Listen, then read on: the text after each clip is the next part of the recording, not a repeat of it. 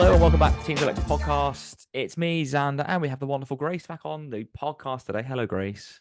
Hello, everyone. How are you, Grace? How are things? Yeah, I'm not bad, thank you. Very happy to be back on the JLX podcast, of course. It's very Um, nice to have you back. How have you been? Are you enjoying the summer so far? yeah, although I mean England is being very undecided, I guess, with the weather at the moment. So Everyone keeps saying this, but I got a wicked tan. Like I actually look like a you look, squashy. yeah, you actually do. Yeah, Oh my everyone God. keeps saying this. So I wonder if I'm just getting everybody else's sun. Maybe, Have you not maybe. had much sun? No, there has been, but then there will also be horrible rain. I mean, yesterday I was standing outside shivering. So I don't know. And I was wearing like a It, sweatshirt and it everything. was so nice here yesterday. Genuinely. Of course it was. I mean, and we're only 2 hours apart. I'm just above London, I Xander's know. south. So Genuinely, I'm not taking the piss. It was really nice. Like this photo was taken in my garden yesterday. Like you can see the shadowing. It was so bright. I can't believe I'm very that. jealous. It's quite sunny here today. Oh, that's good. It's very sunny here as well. So hopefully I don't get your rain. Well, yeah, hopefully you don't. Hopefully What my rain. were you going to say? No, I was hopefully you gonna say, do. I was gonna be like, no, I'll send it your way. You can send it all my way next week because I won't be here, so that's That's true. fine. That's true. That's very true. Superb. Actually, it's your topic today, so you can introduce it.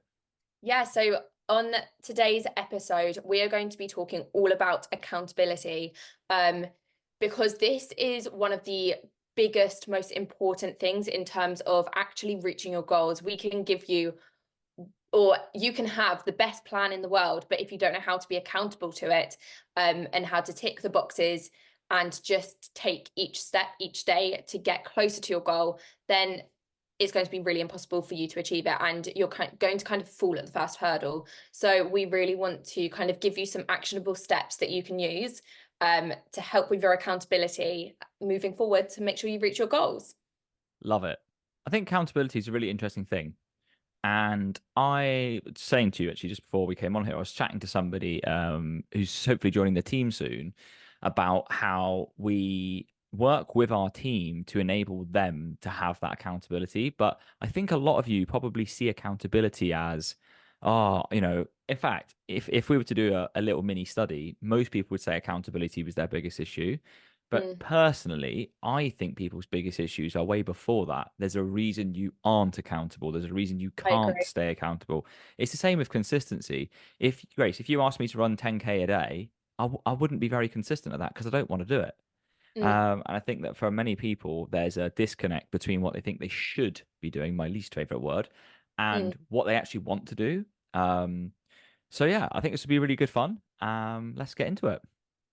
Yeah, so the first thing is really to have a set, strict goal in place. So if you kind of just say, I want to lose fat and feel good for summer, for example, while that is a fantastic goal to have, it's not very actionable. We don't exactly know what that's going to entail. So it's very difficult for you to achieve that and for you to take actionable steps every single day in order to get there. So definitely making sure you have a very detailed idea of the goal that you want to achieve and how and all the steps that you're going to take in order to get there, um, in terms of being accountable to that. Exactly. I think we do goal setting quite differently to how many people do it. So I like the idea of smart goals and how they work, but I don't like them enough to use them. I don't think they're that efficient personally. So we do things a little bit different. And I like to use the analogy of like Google Maps for this, whereby we say to people, Google Maps is a fantastic thing because the first thing it'll ask you is where are you? The second thing it'll ask you is where do you want to go? And then what it will do is it will produce a series of different routes for you to get to that place. Mm, Now, the problem with most people is that A, they have no idea of the actual destination, exactly like Grace has just said. You have no idea actually where you want to go. Let's say, for example, I put into my sat nav, say I was coming to visit you, Grace. Say I just put North London. yeah. It's not going to be very helpful. And also, when I get somewhere near that place, I'll go, well, I'm kind of here, but I don't know exactly how to get to where I need to be. So now I feel lost and frustrated. Mm, Similarly, for those of you who don't know where you are, if you are on your phone now, turn your location data off and then ask Google Maps to figure out the route. It can't because it has no idea where you are to tell you to where you need to be. So you're absolutely right, Grace. If you don't know exactly where you want to go, it's a hopeless beginning, and you need to get that goal nailed down as a data point. Can I prove unequivocally that I have achieved this with data, yes or no? And what does it mean to me if I can achieve that when I do? Because I think a lot of people think, oh, I'll change my life. Will it change your life? Probably not. So if you're getting close to that and you don't feel like it's changing your life, all of a sudden your motivation is going to go walkabouts. Yeah, absolutely. Point number two as well is plan ahead. So once you've got this strict set thing, this set goal in mind that you want to be working towards, you really need to make sure that it's going to be realistic and feasible for you to fit into your lifestyle. So we know, for example, that if for example we set you 10,000 steps, for example, and you have a very busy job where you're sat in an office all day, you're sat down at a desk, and that means that it's going to be very difficult for you to fit those 10,000 steps in each day. You need to make sure that number one, it's feasible for you to fit it in and find time to do it in and around your current lifestyle. But also, you need to make sure that if it's not feasible and you don't think you're going to be able to do it, then okay, what else could I do to make sure I can still get to my goal as well? Exactly. I think that understanding yourself here is really important. So I work with some people who are very much, you tell me what to do, I'll make it fit. Now, they are people who are, well, actually, there's two ends of the spectrum. There are the people who are so tight for time that they have little gaps of space where they can just literally go right bang, that's it there. Mm. Or they're people who have a bit more flexibility. And so when listening to this podcast, I think what's really important for you is to establish who you are and what you're capable of doing within this structure. Because I always believe that it's easier to make a time gap bigger than it is to create one. So whenever I give my clients cardio to do, I'll always start them off at 15 minutes. And you might say, well, that's kind of pointless. Well, it's not, because it builds momentum and it builds that ability to create that space in time. Now, once Absolutely. you've got that space in time, if I say to you, right, I need to crank this up, we need 20 minutes or 25 minutes, all of a sudden, it's just adding 5 minutes to the either side of that. Whereas if I said to you, hey, can you give me 25 minutes 3 times a week? You're like, fucking hell, I have no idea. Probably not. So I think that the realities of the situation are, is it something I can do? And then secondly, is it something I want to do? And if it's not something you want to do but can do, then you need to look at your goal again and think, maybe this isn't for me, or maybe I need to rejiggle um, my expectations. Yeah, absolutely. And in terms of expectations as well, often in terms of accountability, you lose trust in yourself. And I'm going to get onto this topic more later on in the podcast. But when you lose trust in yourself because you set unrealistic goals and you can't plan ahead because it's really not feasible for your lifestyle, you lose a lot of trust in yourself. And therefore, it's difficult because it's going to be impossible for you to actually stick to. So you need to be very realistic when setting these goals, because if you're giving yourself an unrealistic amount of time in order to reach a certain goal, you're literally falling at the first hurdle, and you're going to feel like a failure and therefore not be able to stick to something, even though you're not a failure whatsoever, because any reasonable person would not be able to achieve your goal in the time limit that you've actually set for yourself too. Yeah, And that really can mess up your accountability. 100%. 100%. It's momentum, confidence, and momentum. Get those two things. I think a lot of people shoot themselves in the foot, fundamentally, choosing something that's either not relevant or not in their grasp, I think. But like you said, then you're just making things worse for yourself. Yeah. Okay, number three is rewarding yourself and celebrating the small stuff. So of course, we're all human beings. If we know that we're going to get a reward for doing something, it gives us an incentive. I mean, imagine turning up for work every day and then being told you're not actually getting paid for it. While obviously there are some of us who love our jobs, probably after a while we're going to be like, what's the point? So, in terms of rewarding yourself, of course, the actual goal that you're going to achieve will be somewhat of a reward. But why not also incentivize yourself throughout your journey to make it a lot easier for you to want to stick to the goal as well? Yeah. I think that comes back to what I said a minute ago, in that if you don't understand why you're wanting to achieve this goal, it's going to make it so much more difficult. I also think choosing a reward system is very important here. So if your goal is fat loss, if your reward is, a 7 course meal with a wine flight, that probably isn't going to work out for you.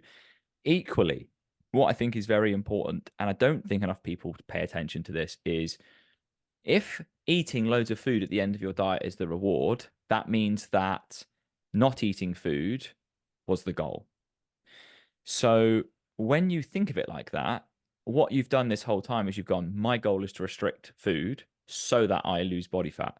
What the goal actually is, I want to lose body fat, and to do that, I need to restrict my food. And the importance of understanding that is it changes where you put the pressure in the process. And it also then depends where you put the reward in the process. And so you'll get rewards all the way through.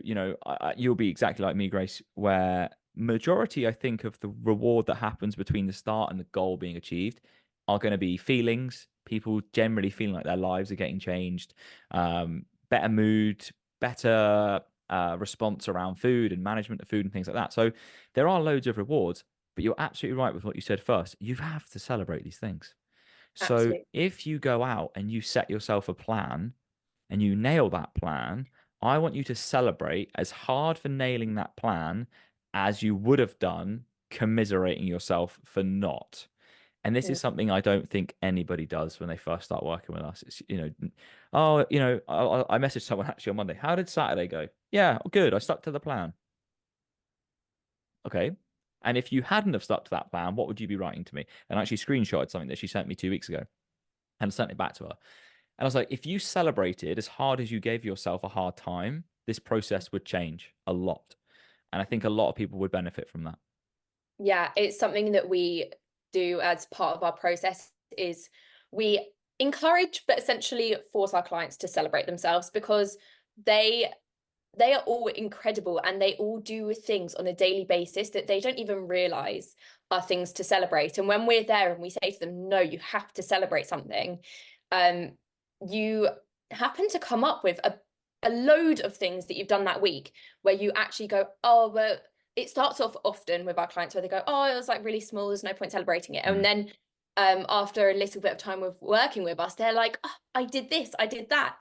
And actually that builds up so much happiness and joy within your life and also within the Mm. process as well. And like, come on, if there's a process where it's not joyful, there's no happiness, there's no celebration, there's no positivity, or a process where there is all of those things, which is the process you're going to want to stick to more? I couldn't agree more. I think it's I think for some people there's a fear of like, if I celebrate this, I am afraid that it will go backwards. Mm, And if you are one of those people, when are you afraid that when you give yourself a hard time, things are going to start going really well? yeah, Doesn't happen. It just doesn't happen like that. And the truth is that celebrating the smaller thing only means that you're going to have a greater daily appreciation of the process. It's a yeah, little bit like running a marathon, right? Katie, my wife, is training for one at the moment, and her races, her runs are all broken up into phases: phase one, phase two, phase three, right? And she was talking to me about it the other day, and she did a half marathon on Saturday. And she was like, right, all I got to do is get through this phase, and then I got to do that phase, and then I'll focus on that phase. And it's just like that. It's breaking that bigger goal down into a accumulation of wins, basically. And my favorite analogy for this is, if you were stood at the at the bottom of a building, looking at the roof, thinking, I need to get up there to change the satellite dish or the whatever, would you think, fuck it, I reckon I can jump that? Or would you get a ladder which will enable you to take a step each time in order to achieve that? And breaking your goals down is one thing, celebrating the little milestones, but equally, the little steps and the little strides only means you're going to have the self-awareness to celebrate the big ones even more. absolutely. Okay, point number 4 is to buddy up. So Essentially, if you go about doing your whatever your goal is or working towards your goal, and you can either do it with someone next to you, or you also can just tell people around you, that will hopefully help keep you a lot more accountable. As number one, you can do the process with someone, you can relate to someone um, who's also doing a similar process to you. Um, but you can also as well tell the people around you, um, and really get some support from them as well, and get them to help remind you why you're doing things, even on the hardest days when you really don't want to be doing it yourself. How would you do that then? Let's give an example. So let's say you were doing this. How would you facilitate that for yourself? So, if, for example, I had a friend who also went to the same gym as me, I would try and organize that we both go to the gym at the same time. So, Hmm. even if that's not necessarily, let's say, um, they do CrossFit, I do bodybuilding, for example, our plans are not going to be the same. Or even if they're training upper body, I'm training lower body, it still means that you have someone that you're being accountable to. Number one, amazing. You get to meet your friend, and that's obviously fun. But also, number two, you go, okay, we're meeting at the gym at 4 o'clock today. And you don't want to let that person down, as well as letting yourself down. We'll get onto that later. Um, by saying, no, I can't go. Equally, if, for example, you don't have any friends that go to the gym, um, something that I used to do with some of my friends is we'd send each other either screenshots of, for example, my fitness pal at the end of the day, and we'd say, look, so this was when I was on my gaining phase.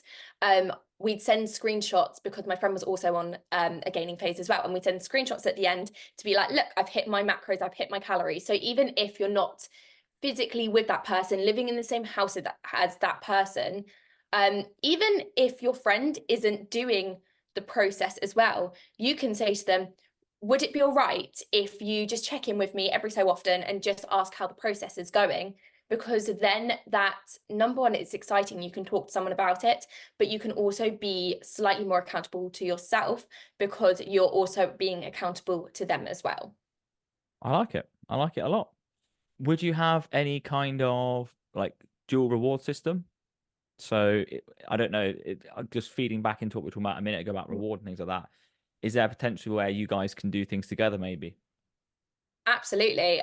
So I mean, if you're huge into the gym like we are, for example, something that I love doing is going to visit other cool gyms around my area. Ah, Um, nice.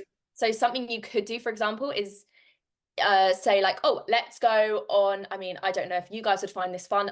For me personally, this is my idea of so much fun, is let's go grab a coffee, go on a little road trip together to another gym, and we can use that as a reward, also a fun day out that isn't around like around partying or alcohol, things that aren't really going to necessarily help with your goals. I Mhm. think often when we think about meeting up with friends, it's always about food or alcohol, usually. So, doing things like that is another way to help you stick to your goals, but also do something really fun, do something different, experience something together as well, experience something new together. Um, and it can be really motivating, and it can be really fun. Trust I me, guys. like that. I like that a lot. I was just thinking to myself, a nice spa day. Oh yeah, or a nice spa day. That too. Yeah, you can go to the gym. I'll go to the spa. Yeah. I mean, there's loads of different things as well, like you can do. I mean, really, you can get incredibly creative in terms of the reward system. But I think as well, like you can say with you and your friend, if your friend is doing something similar, you could say, oh, well, when we both get to, let's say, 1 week on track of ticking everything off that we need to be doing, then we will do this or we'll do that Mm, thing. Because then as well, you want to stay on track, not only for yourself, but also your friend, which yeah. brings me beautifully on to my final point, which is really building trust within yourself. So I'm going to give you guys a little scenario here. So imagine if your best friend called you up and said, hey, I've got a flight at 6 a.m. Is there any chance you could pick me up at 4 a.m. on Sunday and take me to the airport, please? will get to the time when your alarm goes off in the morning. Are you going to turn that alarm off knowing that your friend needs you to pick you up, or sorry, to pick them up to drive them to the airport? Or are you going to do it, or are you not going to do it? Of course you're going to do it because your friend has trusted you. They need you in that moment. So if that is the case, we need to start treating that 4 a.m. alarm or whatever as if it's us going to the airport. So yes, while you build all of that, you do everything for your friend. You literally, they can count on you, they can rely on you. But when it's us and ourselves, why is it we constantly break our own trust? So this can be done in loads of different ways. So for example, you get onto the treadmill and you say to yourself, I'm going to do 10 minutes of an incline walk, let's say. And it gets to 9 minutes and you go, what's that last minute? It's only 1 minute. It's not going to make a difference. You stop. That's you ruining trust within yourself. It's you not being accountable to yourself. And so trust is built. It takes a lot more time, but trust is built a lot slower, a lot more consistently than it is ruined. So it can be ruined in one easy way. I mean, we can look at this in terms of like a relationship as well. Like trust is ruined very, very quickly, but then trust can obviously, of course, be rebuilt as well. So what you've got to do is rebuild the trust within yourself in order to be accountable to yourself.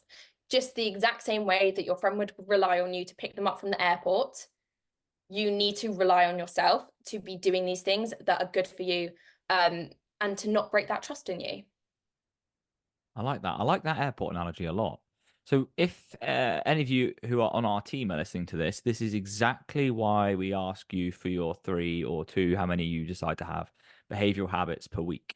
Yes, it's very helpful to have those behaviors, but equally, the box above that, where it states, did you do the thing you said you were going to do? That Yeah. level of accountability is about actually how do we keep training the muscle that says we will do the thing that we Mm. said we were going to do. And this is actually called self-efficacy. So self-efficacy is the belief that we will do the thing we said we were going to do. And Grace is 100% right. So many of you, in fact, this is such a great point. I'm so glad you put this fifth because it folds every other point we've talked about. If you Yeah. look at the what we were talking about earlier of not knowing where you are starting, not knowing really where you want to go, not knowing, not having a process that actually works for you, all of these things are just you setting yourself up to fail, which means actually instead of building the muscle that says I can do hard shit, you're building the muscle that says I can't do shit. And therefore, in any scenario, you've taught yourself the opposite of the thing you're trying to achieve. So I'll give you a couple of examples, right? I I I genuinely enjoy doing things I don't think I'm going to be able to do. I like a challenge. So Katie and I go swimming quite a lot. I say swimming. We bobble up and down the pool, and then we go sit in the jacuzzi. Um, but every time we go there, without fail, the first thing I do is have a freezing cold shower. And you might think, well, that's just stupid. Why'd you do that? The reason I do that is because it's the last thing I actually want to do. I really Mm. don't want to do that. But every time I go there, I stand in the shower and go, just do it. And the great thing about that is it's unpleasant. It's not very nice, but I know for a fact, like the benefits of it are going to be nil.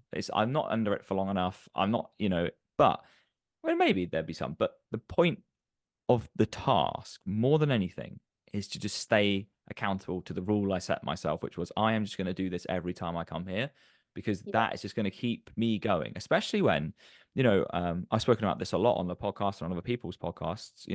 I go through waves with my mental health. And I would say over the last like 4 weeks, that wave has been very much in the bottom, which means my mood swings are so much worse and I feel more anxious and I struggle with more daily tasks than I would in any other time of the year. And I get these really bad phases, like, I don't know, 2, 3 times a year, if I'm unlucky, normally two. And the thing that these things do for me is exactly why I ran. I'm not a runner by any way, shape, or form, but I went and ran 10K just because I needed something that was going to prove I could still do hard things. Mm. And those scenarios and those situations are the data that Grace is talking about. It's the data that says, hey, you're still going, you can still do it. And it's those little, well, that's not really very little, but the showers, right? I stand under that freezing cold shower for a good 30 seconds. My brain literally feels like it's about to fall out. But again, I walk away from that going, wow, that's intense, but I did it and I feel good for that. And if Yeah, you can do the little things on a day-to-day basis, like you have the protein shake you said you're going to have, like it's not fucking rocket science to drink a protein shake if you said you were going to do it. But the damage it does if you by not doing don't it. Yeah, actually is it's a ripple in a pond. You mentioned relationships, right? Um, Katie and I have been together. This is nearly our 9th year that we've been together, right? So we have absolute ultimate trust, wonderful, wonderful relationship. Either one of us could snap that in a second with a very, very bad decision. That decision only needs to last 3 seconds, but no jokes about that, by the way. Not that I needed to throw that out there, but it just came into my head, so I feel like it had to come out. Um, but you're right. 8, 9 years of hard work, commitment, dedications gets thrown away like that. Now you can build that back, but never in a relationship wise, it will never be the same. But with yourself, think of how many diets you failed, think about how many times you've given this a go and not done it right. This is why it's so much better to do it properly. Like, yes, coaching is more expensive than going to swimming world. Yes, it is a one-to-one approach, which means that there'll be more pressure on you rather than being in a group where you can have kind of a hide behind everyone else kind of mentality. But you will actually achieve the thing you set out to achieve. So, is the cost of doing that worth to you avoiding what you've been continually doing and then building that reputation within yourself that says, I can't do this? exactly. I could not agree more. And back to what you were saying in terms of doing the hard things, at the end of the day, you've got to remember that doing these hard things, and I mean, like Xander said, he used the idea of a protein shake each day. So on paper, very easy thing to do, but Mm. if that's not part of your daily routine, that might be a hard thing for you to do. So doing these hard things builds up that trust within you, and doing the really hard things, for example, standing underneath the shower, or even using my example of walking on the treadmill for 10 minutes, and Mm. that final minute of it, that can be really, really hard. And the more you do that, and the more you honor yourself and your word, the more trust you build, the more resilience you have within yourself. And essentially, that's just going to make your accountability better and better. And it's going to build you not only in terms of reaching your fitness goals, but all of your goals. Sorry, it goes way beyond just fitness. It goes into all areas, aspects, into your career, into your relationships, into everything really. I actually think, and I've said this loads of times before, confidence isn't built by giving somebody a better physique. Just like if you won the lottery, it doesn't make you good at managing money. You the people who build the best or the highest levels of self-confidence are the people who've completed the process.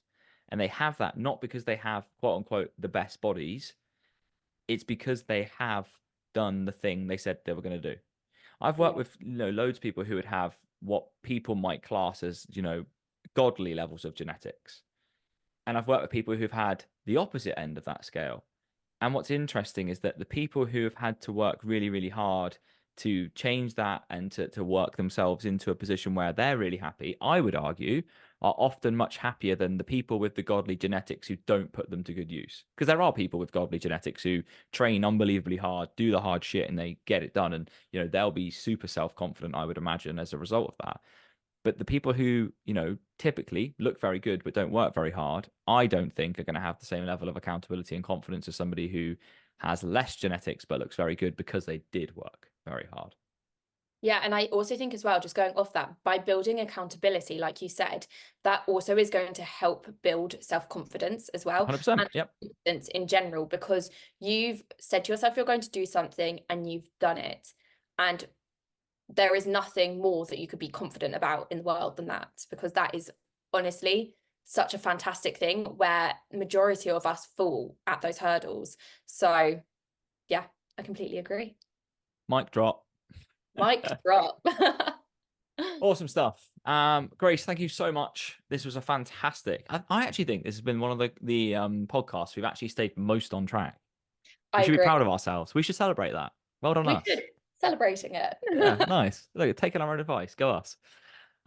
Folks, thank you so much for listening. Grace, it's been an absolute pleasure. Thank you so much for joining us again. We will see you soon, no doubt. Folks, as always, if you have any questions or you think that this may help you, a friend or family member, please do send it across to them. And if you or those people have any questions, please do let us know. Thank you so much.